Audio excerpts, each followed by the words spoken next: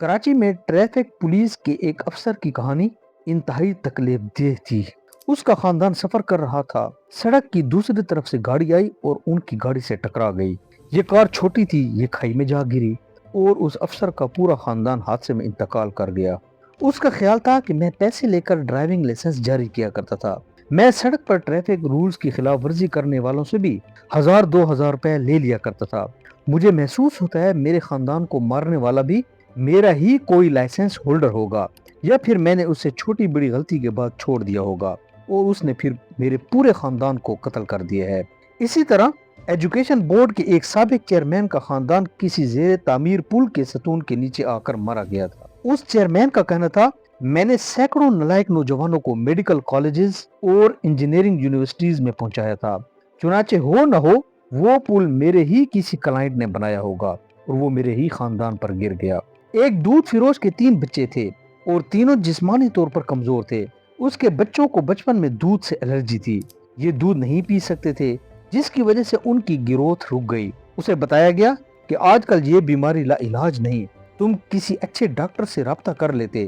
اس نے مسکرا کر جواب دیا، دنیا کے پاس اس بیماری کا علاج ہوگا، لیکن میرے بچے اس علاج سے ٹھیک نہیں ہو سکیں گے۔ اس سے پوچھا گیا کیوں؟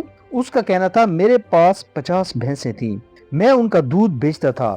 ایک دن میں لالچ میں آ گیا اور بھینسوں کو ٹیکے بھی لگانے لگا اور دودھ میں ڈٹرجنٹ پاؤڈر یعنی سرف اور یوریا کھاد بھی ملانے لگا۔ میں نے اس سے لاکھوں روپے کمائے، لیکن اللہ تعالیٰ نے میرے بچوں کو دودھ سے الرجی کر دی اور میں انہیں اٹھا اٹھا کر پھرنے لگا۔ میں جب بھی کسی ڈاکٹر کے پاس جاتا تھا تو میری آنکھوں کے سامنے وہ ہزاروں بچے آ جاتے تھے جنہیں میں یوریا اور سرف والا دودھ پلاتا رہا۔ ان بچوں کا کیا بنا ہوگا؟ کیا وہ زندہ ہوں گے؟ اگر ہاں تو ان کے معدوں کی کیا صورتحال ہوگی؟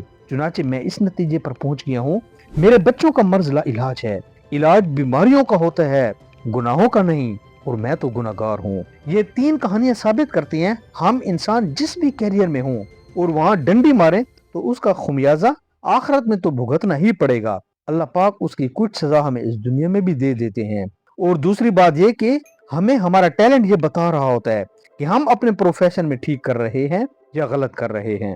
یہ یاد رکھیں، یہ جو پروفیشن آپ اختیار کرتے ہیں یہ صرف پروفیشن نہیں ہوتے، بلکہ یہ ایک فصل کے بیج ہوتے ہیں جو ہم بوتے ہیں اور پھر بعد میں اس بوئے بیج کی فصل کاٹتے ہیں۔ لہٰذا آپ جس بھی پروفیشن میں ہیں وہاں صرف مخلوق خدا کی خدمت کی غرض سے کام کیا کریں، آپ کی دنیا بھی بن جائے گی اور آخرت بھی بن جائے گی۔